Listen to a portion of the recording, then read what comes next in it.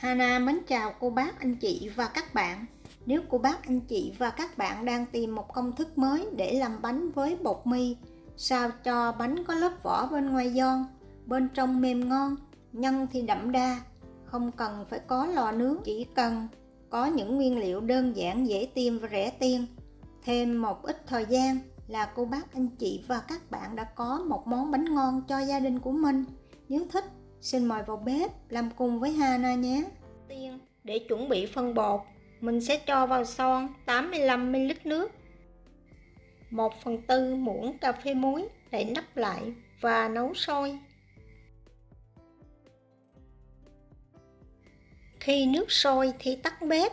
Bây giờ mình sẽ rây bột vào tô. Cho vào tô 15g bột mì đa dụng.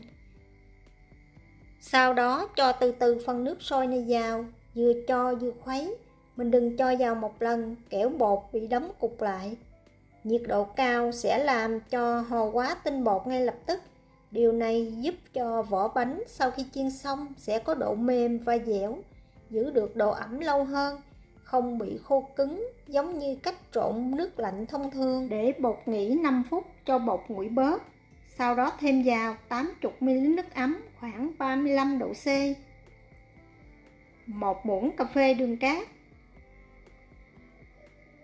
3g men nở và 1 muỗng canh dầu ăn, khuấy đều lên.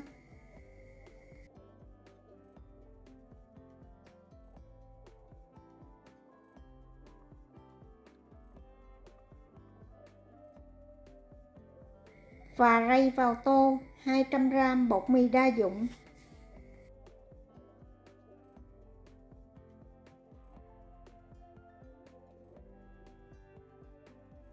Vì bột bây giờ rất là mềm nên mình chỉ cần lấy phối dẹp trộn đều hỗn hợp bột lại với nhau.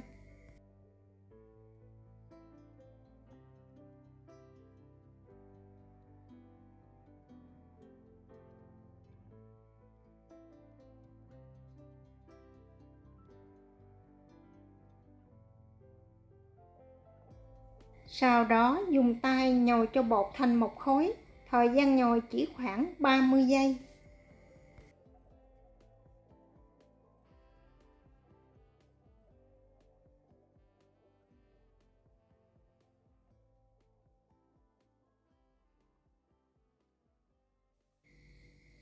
Đậy phần bột này lại và để cho bột nghỉ khoảng 5 phút. Sau 5 phút, mình sẽ cho một ít dầu ăn chống dính ra bàn và cho khối bột lên nhồi thêm khoảng 2 phút là bột mịn. Không cần phải nhồi quá lâu.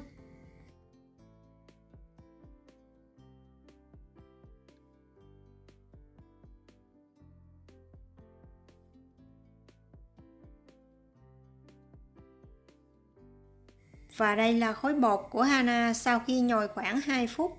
Bột rất mềm và rất là mịn.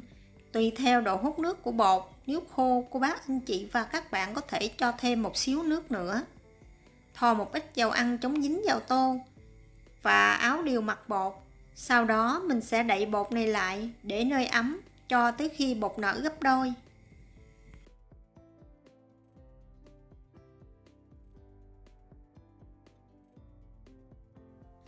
Trong lúc ủ bột thì mình sẽ chuẩn bị phần nhân. Nhân hôm nay Hana sử dụng 150g đùi gà.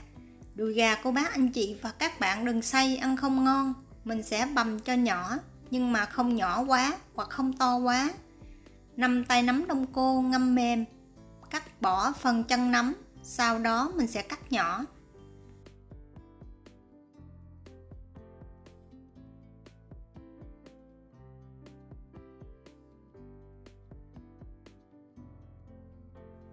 Nấu sôi một ít nước. Khi nước sôi, cho vào một xíu muối.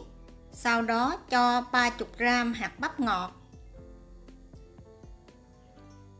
30g cà rốt cắt hạt lựu nhỏ và 30g đậu Hà Lan.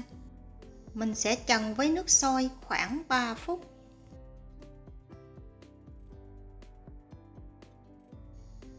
Sau 3 phút, cho hỗn hợp đậu bắp này ra ngoài thau nước lạnh để thêm 1 phút nữa. Sau đó để cho thật là ráo nước. Tiếp theo, bắt chảo lên bếp, cho vào 1 muỗng canh dầu ăn và đun nóng lên. Khi dầu nóng thì cho 2 muỗng canh hành tím băm vào, phi thơm.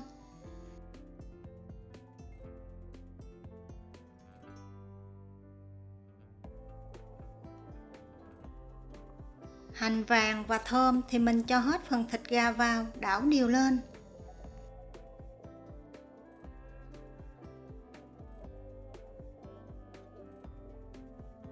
Và thêm tất cả các nguyên liệu đã chuẩn bị trước vào.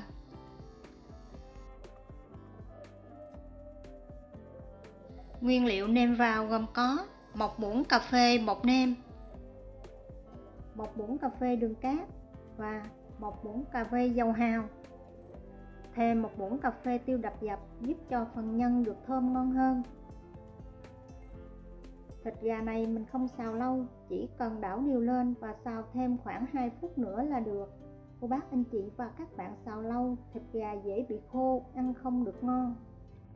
Sau 2 phút tắt bếp, cho hết phần nhân này ra ngoài tô và để thật là nguội.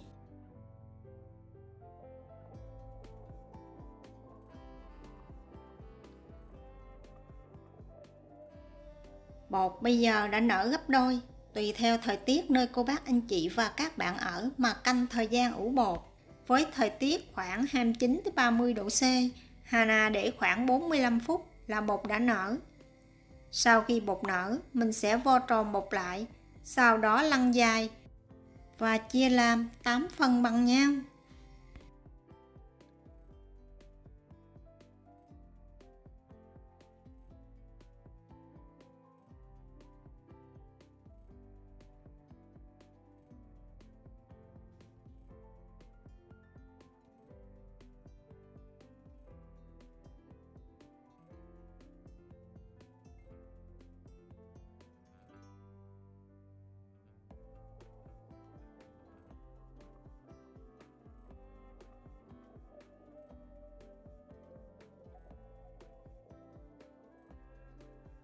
Túm tròn từng viên bột lại, sau đó mình đặt bột lên một cái khay có quét dầu ăn để chống dính, đồng thời dầu ăn giúp cho phần vỏ bánh được mềm ngon hơn.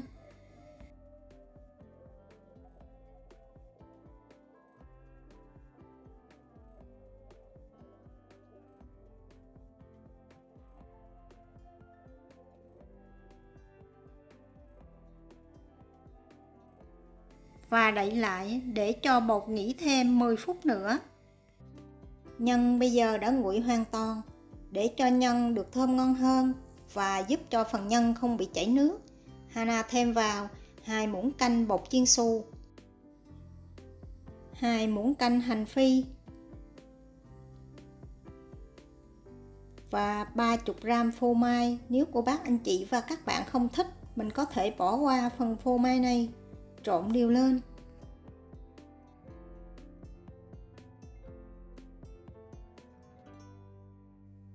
Sau 10 phút, mình sẽ lấy viên bột ra, ấn dẹp. Cô bác anh chị và các bạn đừng ấn bột mỏng quá, bẽo một chút, mình bọc nhân, chiên dễ bị xi. Và dùng tay đẩy nhẹ cho phần mép bột mỏng ra, để một chút mình dán mép, bánh không bị bung ra. Mỗi viên bột Hana cho vào khoảng 1,5 muỗng tới 2 muỗng canh nhân. Cách gói bánh giống như cách mình gói chả giò, chỉ cần dán kỹ các mép bột lại để tránh một chút mình chiên nhân bị xi, nhìn không đẹp mắt.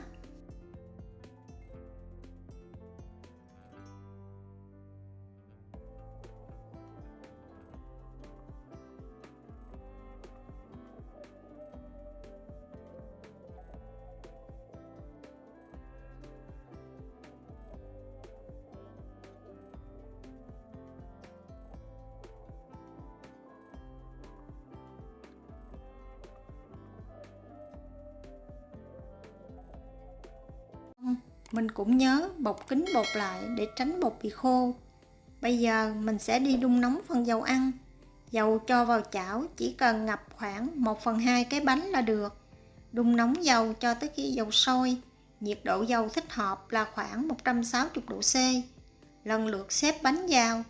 tùy theo kích thước của chảo mà cô bác anh chị và các bạn xếp nhiều hay ít, nhưng nhớ chừa khoảng cách để một chút bánh nở. Chiên bánh ở lửa vừa, cho tới khi bánh hơi vàng mặt dưới thì mình mới trở đều mặt bánh. Khoảng 1 phút mình trở bánh một lần, làm như vậy cho tới khi bánh vàng đều hai mặt thì vớt bánh ra.